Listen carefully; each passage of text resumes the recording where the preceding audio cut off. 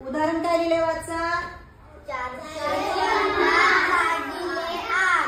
450 भागिले 8। ज्या वेळेला अशा संख्या येतात की ज्याला पूर्ण भागच जात नाहीये ते गणित कसं सोडवायचं हे आज आपण बघणार आहोत। तुम्ही मला उत्तर द्यायचे, मी लिहिणार। हा, तुम्हाला आता बऱ्यापैकी सगळ्यांना समजलंय। 450 मी लिहून दाखवलेले आहे। भागायचे कितीने? 8ने। कितीचे गठ्ठे करायचे? 8चे। सांगा, 4चा मला सांगा, 8चा गठ्ठा होईल? नाही होणार। मी इथं किती लिहू? 0। इथं गठ्ठेच झाले नाही, मग काय करायचं? मी हे उरलेले 4 काय करायचे? खाली लिहायचे। दशकाच्या घरात लिहायचे। लिहिले? 45 झाले। आता 45चे मला 8चे गठ्ठे करायचे। सांगा मला आता। हा झाला माझा एक गठ्ठा। 8 एके 8। हा झाला दुसरा गठ्ठा। बरोबर। 8 त्रिक 24। 8 चौक 32। 8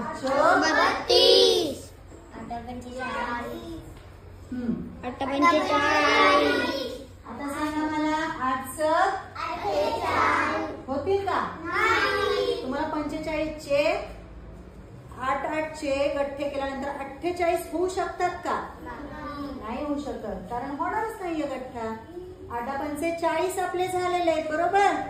40च्या नंतर 41 42 43 44 45 किती उरले सुट्टे? 5 उरले। याचा गठ्ठा झाला नाही। मग गठ्ठे किती झाले? 5। Very good. 8 45 5 गठ्ठे झाले। उरले किती? 5 उरलेले आपण कुठे लिहितो?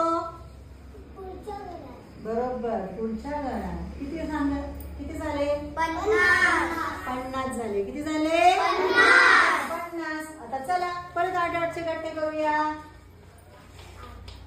8 8 8 16 8 24 8 चौक 32 8 पंचे 40 8 चौक 4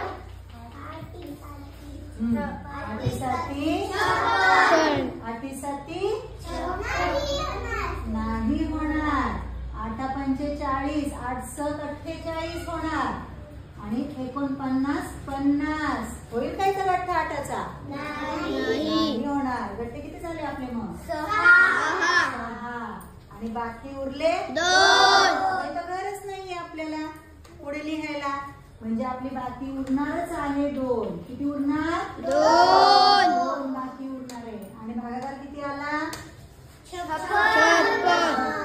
उत्तर किती आलं? 56। बाकी आले 2 आले। म्हणजे आता तुम्ही लहान आहात, तुम्हाला असाच भागाकार आहे ज्याच्यामध्ये बाकी उरू शकते। जेव्हा तुम्ही पुढच्या वर्गात जाल ना, 5वी 6वी 7वीला मोठ्या वर्गात, त्याच्या पुढे दशांश चिन्ह देऊन तुम्ही भागाकार करणार आहात। ती पुढची पायरी आहे। कुठली? पुढची पायरी। आतापर्यंत एवढंच लक्षात ठेवायचं, भाग द्यायचा, उत्तर लिहायचं, बाकी आली तर बाकी लिहायची। आलं लक्षात?